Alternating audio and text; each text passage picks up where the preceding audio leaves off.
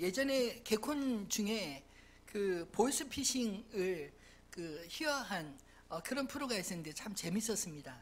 연변의 그 사투리로 그 사람들에게 이야기하는데 금방 눈치챌 만한 그래서 폭소 짓는 그런 일들, 그런 내용들 아니었습니까? 한때는 그렇게 보이스피싱에 대해서 경각심을 이루어주고 또 잘 알았는데 요즘에는 점점점 진흥화돼서 이제는 연변 출신의 그런 목소리가 아니라 서울 토백이의 그런 사투리 없는 말로 사람들을 속이는데 알면서도 당하는 사람들이 얼마나 많은지 모릅니다. 또 한때 비트코인 열풍으로 같은 또래 청년들 사이에서 비트코인에 좀 컴퓨터를 잘 알고 미리 투자했다가 돈을 많이 번 청년들의 이야기가 해자되자 똑같이 열심히 공부하고 또 직장 준비하는 그 학생들 입장에서 참 공부할 맛이 안 난다, 직장 들어가서 일할 맛이 나지 않는다, 뭐 이런 이야기들을 참 많이 들어보았습니다. 이 정당한 노동의 대가 없이 일확천금을 노리는 사람들이 주변에 점점 많아지면 세상이 점점 일할 맛 나지 않고 살 맛 나지 않는 세상이 되지 않을까요? 최근에 속임수의 심리학이라는 책이 출시되었습니다. 저자는 현직 검찰청 수사과장으로 계신 분이신데 그분이 속임수의 심리학이란 책을 쓴 동기를 묻는 기자에게 이렇게 대답합니다.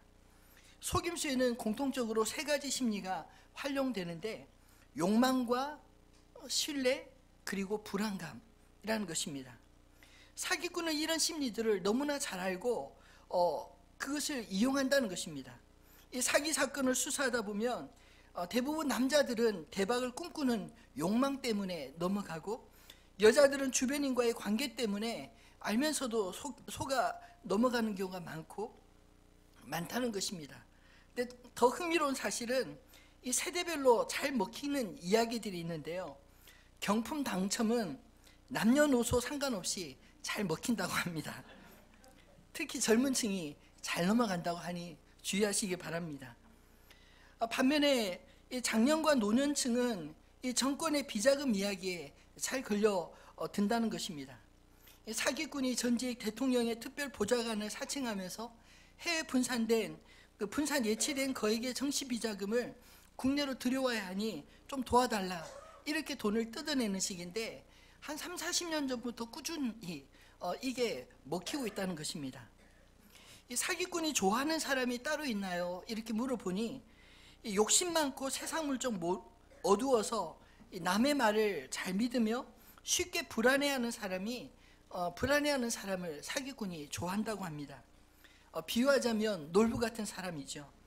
놀부가 제비다리 치료해서 팔자 고쳤다고 하는 흥부 이야기를 듣고 곧바로 따라하지 않습니까? 이렇게 따라하다는 망합니다. 사기꾼이 가장 싫어하는 타입은 어떤 사람이냐 물으니 사기꾼을 인터뷰한 비콘 게임이라는 책을 인용하면서 이야기하는데 거기서 한 사기꾼이 정직한 사람을 속이는 게 가장 어렵다는 이야기를 했습니다. 양심적이고 정직하게 살려고 하는 사람은 사기꾼의 거짓말에 쉽게 현혹되지 않는다는 것입니다. 눈치는 없어도 묵묵하게 자기 일에 만족하며 살려고 하는 그런 흥부 같은 유형의 사람들이 사기 피해를 당할 확률이 오히려 낮다는 것입니다. 그리고 꼼꼼히 따져 묵는 사람을 상대로는 사기꾼도 사기를 치지 않는다, 이런 이야기를 하니 참고하시기 바랍니다. 오늘 우리가 읽은 본문의 이야기는 이 비시대의 안디옥과 이고니온과 달리 이 사도들이 길거리에서 복음을 전하는 중에 일어난 이야기를 다루고 있습니다. 길거리에서 전해진 복음을 듣고 이 무리들이 어떻게 반응했는지, 그 기적 앞에서 얼마나 흥분했다가 또 얼마나 쉽게 져버리는지를 보여주는 그런 말씀입니다. 똑같이 복음을 들었지만 그것을 제대로 믿어 기적을 경험한 사람도 있었지만 여전히 자기 방식대로 자기가 믿고 싶은 것을 믿는 사람들이 더 많았다고 이야기를 합니다. 사실 보여지는 것을 어떻게 해석하느냐에 따라 믿음의 세계는 전혀 다른 차원의 세상이 되지 않나요? 오늘 15절 말씀에서 사도 바울은 자기가 복음을 전하러 다니는 목적을 가장 분명하게 그리고 가장 완벽하게 이렇게 설명하고 있습니다. 한번 15절 말씀 읽어볼까요? 이르되 여러분이여 어찌하여 이러한 일을 하느냐? 우리도 여러분과 같은 성경을 가진 사람이라. 여러분에게 복음을 전하는 것은 이런 헛된 일을 버리고 천지와 바다와 그 가운데 만물을 지으시고 살아계신 하나님께로 돌아오게 함이라. 아멘. 사도 바울이 복음을 전하는 것은 이런 헛된 일, 우상 숭배하는 일을 버리고 천지와 바다 가운데 온 만물을 창조하신 그 살아계신 하나님께로 돌아오라, 이것을 전하러 다닌다는 것입니다. 이런 바울의 복음을 듣고도 여전히 우상의 세계에 갇혀있던 무리들을 보면서 혹시 우리 안에 이런 잘못된 거짓 믿음은 없는지, 하나님 아닌 다른 신들이 우리 안에는 없는지 돌아볼 수 있게 되기를 바랍니다. 오늘 본문에 헛된 일을 버리라고 하는 바울의 외침 속에 저는 거짓 믿음의 중요한 특징을 본문 속에 두 가지로 찾아보았습니다. 첫 번째는 여론을 쫓는 믿음인 것입니다. 루스드라에서 복음을 전하는 중에 이 사도 바울의 눈에 띄는 한 사람이 오늘 본문 전반부에 기록되어 있지 않습니까? 그는 나면서 걷지 못하게 되어 한 번도 걸어본 적이 없었던 장애인이었습니다. 그는 사도 바울이 전하는 복음, 곧 예수님에 대한 이야기를 주의 깊게 들었다고 이야기를 합니다. 아마도 그 말씀 속에는 예수님이 공생의 기간 동안 전하신 천국 복음과 함께 병든 자들을 긍휼히 여기시고 고쳐주신 수많은 이야기들이 포함되어 있지 않았을까요? 이 사람은 예수님의 이야기를 들으면서 자기와 같은 어려움을 당한 사람을 예수님이 고쳐주셨다는 그 말에 귀가 띄이고 눈이 반짝였던 것 같습니다. 사도 바울이 보기에 그에게 구원받을 만한 믿음이 있는 것을 보고 큰 소리로 내 발로 바로 일어서라, 이렇게 외쳤더니 그가 누구의 도움도 없이 스스로 일어나 걷게 되었다. 성경은 이렇게 이야기합니다. 사도 바울은 사실 지나가는 외지인이요 이방인이지 않습니까? 근데 이 사람은 그 동네 사람들과 함께 살아온 사람이었기에 그 가운데 가족도 있고 또 친척도 있고 이웃들도 있었기에 이 기적은 속임수도 아니고 기적 그 자체였습니다. 그 기적을 본 사람들의 반응이 오늘 본문에 자세히 소개되어 있습니다. 11절과 13절에 보면 그 기적을 목격한 사람들이 이 바나바는 제우스라 부르고 이 바울은 그 앞에서 말을 잘하는 자, 마치 제우스의 전령과 같은 헤르메스 신이라 믿었습니다. 이 소문이 금방 이 루스드라 온 도시에 퍼져서 시외에 있었던 제우스 신당의 제사장이 이들에게 바칠 이 제물인 소와 또 그들에게 씌울 화환을 가지고 무리들과 함께 그들이 거주하는 곳까지 왔다라고 이야기하고 있습니다. 여러분, 우리가 주목해 볼 것은요, 그 날 때부터 걸어보지 못한 사람이 걷게 된 그 기적을 옆에서 지켜본 사람들 역시 사도 바울이 전했던 복음을 함께 들었던 사람 아닌가요? 그런데 반응은 사도들이 기대했던 것과 전혀 다른 방향의 반응을 보인 것입니다. 하나님과 그 아들 예수를 믿으라고 그렇게 열심히 전도했건만 그들은 여전히 제우스와 헤르메스가 이 바나바와 바울의 모습으로 강림했다, 이렇게 믿었습니다. 그들은 복음으로 나타난 기적 앞에서도 자신들이 믿어온 그리고 믿고자 하는 것을 거기에 덧붙여 그렇게 믿어버린 게 아닐까요? 심지어 제우스 신당의 제사장까지 나서서 쫓아온 것을 보면 그들은 자기들이 섬기는 신이 어떤 신인지 잘 알지도 못하고 믿는 것이 분명합니다.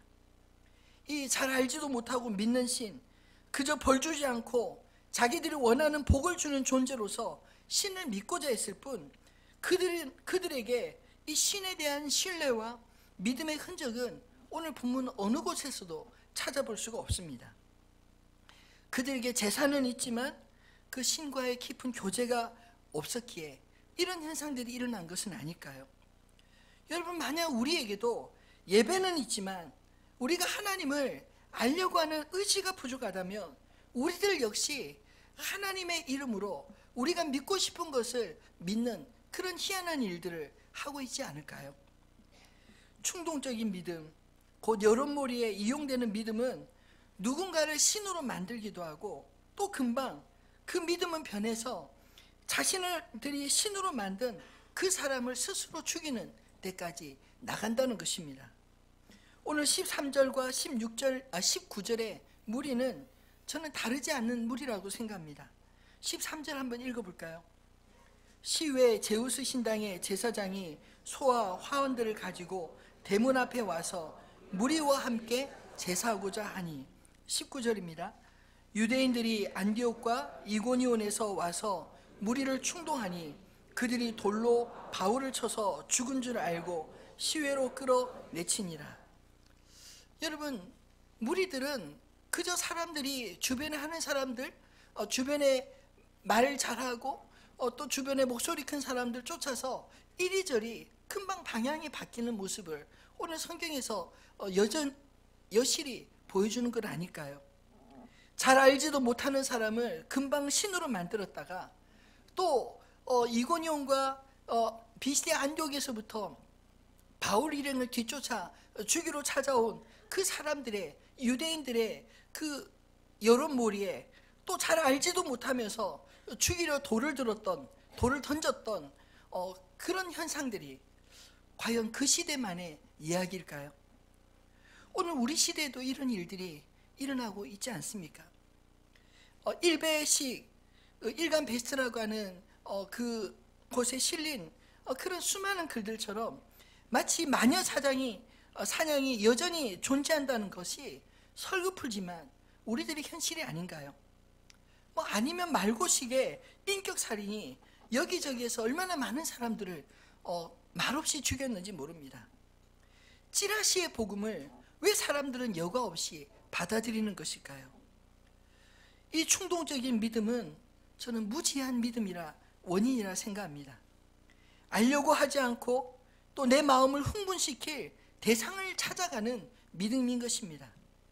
그것을 신으로 만들어 재물을 들었던 그 손이 충동으로 같은 손에서 돌을 들어 던질 수 있는 그런 믿음인 것입니다. 여러분, 바른 믿음은 바른 지식과 바른 관계에서 나오는 줄을 믿으시기 바랍니다.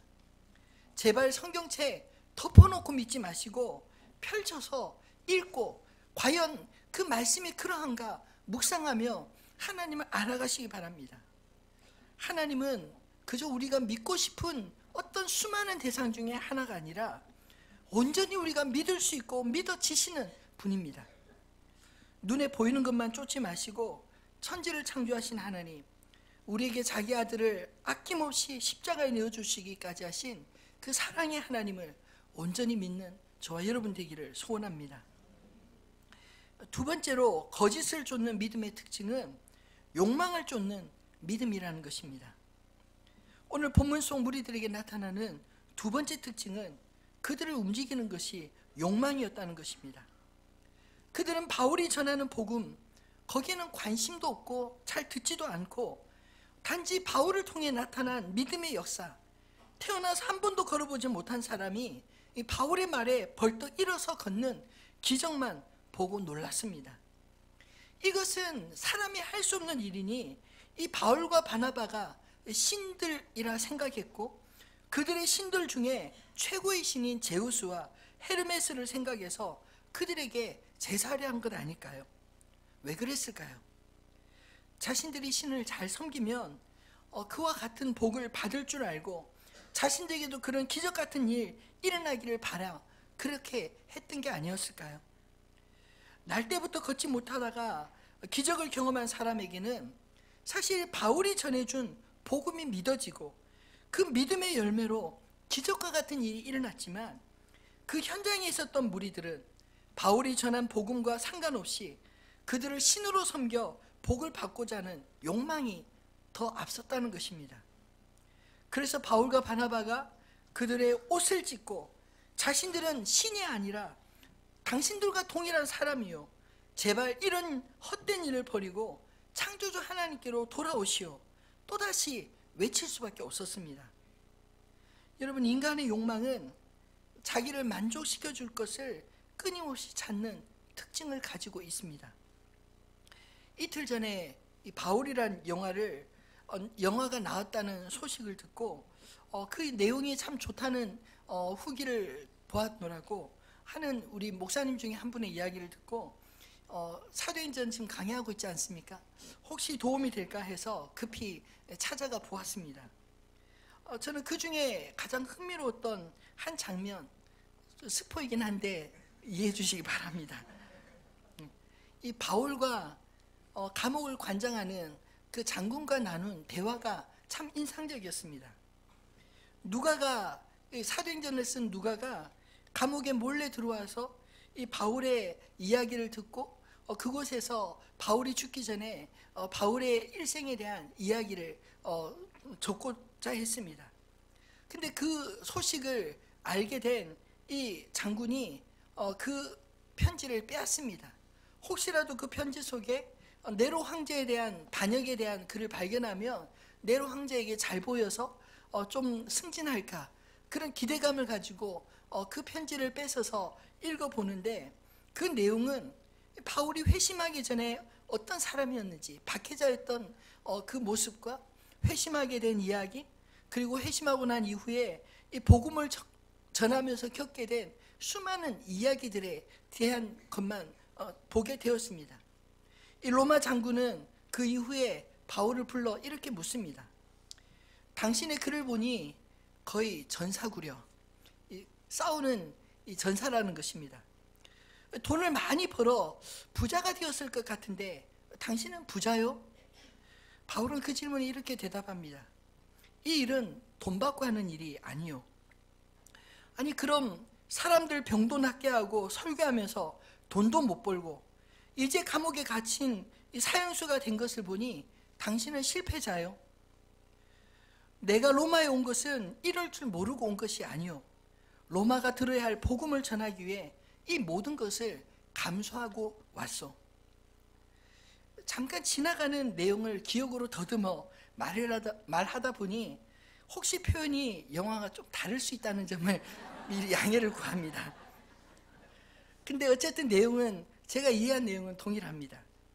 이 세상이 추구하는 성공과 이 바울이 추구하는 복음의 길이 묘한 대조를 이루면서 죽음 앞에서도 자신의 믿음을 당당하게 표현할 줄 아는 이 바울이 참 멋져 보였습니다.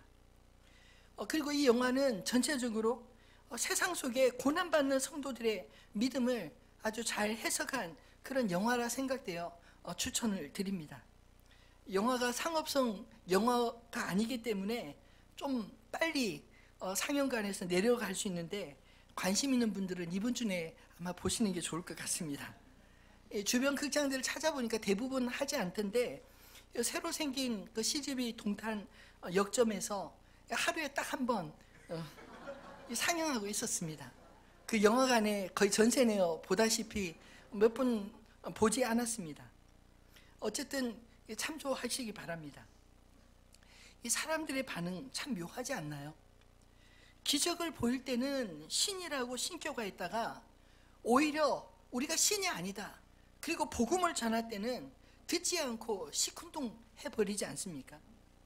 더욱이 바울을 잡고자 따라온 이 유대인들의 충동질에 넘어가서 신이라 추앙했던 그 사도들에게 돌을 던져 죽이려 한 것, 그들이 동일한 사람들이라는 게 참 아이러니하지 않나요? 자신들이 신으로 만들었던 사람이 유일한 신이신 하나님 이야기를 전할 때 그들은 반응하지 않았습니다.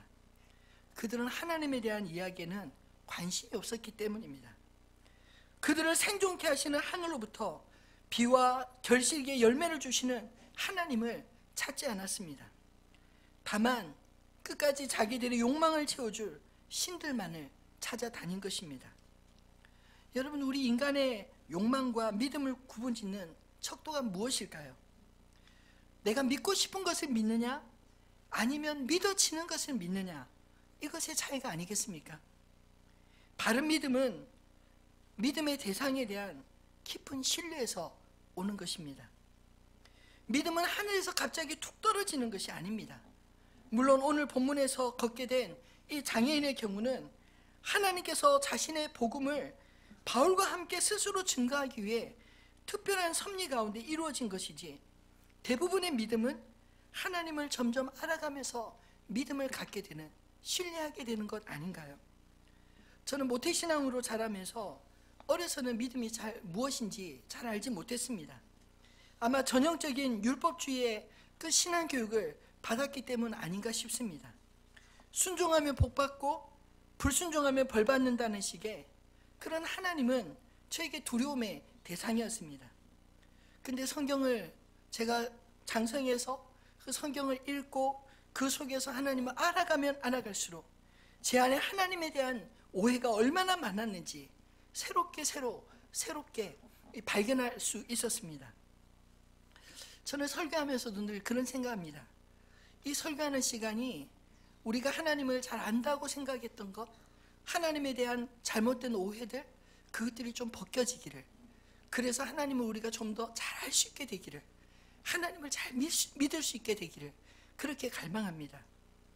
여러분, 우리가 만들어낸 신이 아니라 우리가 상상할 수도 없는 하나님을 향한 경외함과 믿음이 저와 여러분 안에 있어지기를 소원합니다.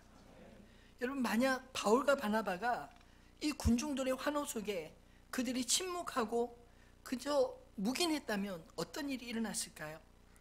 아마 로마 장군이 바울에게 말했던 것처럼 세상에서 바라는 그 성공을 이루지 않았겠습니까? 신이라 믿는 사람들에게 자기가 원하는 대로 조정할 수 있는 그런 능력을 갖게 될 수 있지 않았을까요? 근데 그런 유혹 앞에 바울은 단호했습니다. 신이라 불리기보다는 하나님의 종이라 불리기를 더 원한 것입니다. 여러분, 한번 생각해 보십시오. 루스드라에서 일어난 이 기적이 제우스와 헤르메스를 통해서 일어난 것입니까? 아니면 신이라 믿고 싶었지만 자신들도 같은 인간이라 주장하는 이 사도들을 통해 일어난 것인가요? 바울은 자기의 능력으로 그를 고친 것이 아니었습니다. 그에게서 구원받을 만한 믿음을 보았고 그 믿음의 통로를 열어주어 그 스스로 주님의 은혜를 입어 일어서게 해주었을 뿐입니다. 여러분, 인간의 깊은 욕망인 신이 되고 싶은 욕망 벗어버리고 하나님의 종으로 겸손히 섬기고자 하는 믿음의 사람 되시기를 주님의 이름으로 축원합니다. 말씀을 맺겠습니다. 여러분의 믿음 건강하십니까? 믿음의 대상이신 하나님과 길이요 진리요 생명 되신 예수님을 우리가 제대로 알지 못하면 우리의 믿음은 나도 모르게 세상 사람들의 여론을 쫓아 믿는 그 믿음, 우리의 욕망을 쫓아 믿는 그 믿음을 갖게 되지 않을까요? 호세아 선지자는 내 백성이 믿음이 없어 망하는도다 탄식하였습니다. 우리가 하나님을 아는 바른 지식이 없다면 우리나 오늘 본문의 루스드라의 무리나 다를 바가 무엇이겠습니까? 사람들의 흥미거리처럼 하나님을 찾지 마시기를 바랍니다. 내 욕망을 해결해 줄 분으로 하나님을 마치 부도덕한 분으로 만들지 마시기 바랍니다. 나의 욕망을 채우면 또 누군가의 욕망은 거스르게 되지 않나요? 하나님은 우리의 흥미거리요 우리 욕망의 해결사가 아니라 스스로 자존하신 전능하신 분이십니다. 여론에 흔들리고 욕망에 사로잡히기 쉬운 이 시대에 신이 되기보다 하나님의 종이 되기를 갈망했던 사도들의 믿음을 좀 쫓아가는 저와 여러분 되시기를 주님의 이름으로 축원합니다. 기적은 믿음에 대한 살아계신 하나님의 응답이요 증거되는 복음의 징표일 뿐입니다. 바울이 선포한 복음을 자신의 것으로 믿고 예수를 그리스도로 영접했던 기적을 체험한 사람처럼 오늘도 삶을 통해 그리스도를 드러내는 복음의 사람들 되시기 바랍니다. 누가 내 인생의 주인인가요? 인간의 오랜 유혹은 하나님처럼 되는 것 아닌가요? 바울과 바나바는 그런 관점으로 본다면 인간의 가장 강렬한 욕망을 이룰 수 있는 기회를 얻었습니다. 그것도 자신들이 원해서가 아니라 사람들에 의해서 만들어진 기회였습니다. 그러나 그 유혹을 뿌리치고 단지 하나님의 종으로 살고자 했던 바울과 같이 우리 인생에 하나님과 우리 사이에 바른 관계가 흔들리지 않는 저와 여러분 되시기를 주님의 이름으로 축원합니다. 오늘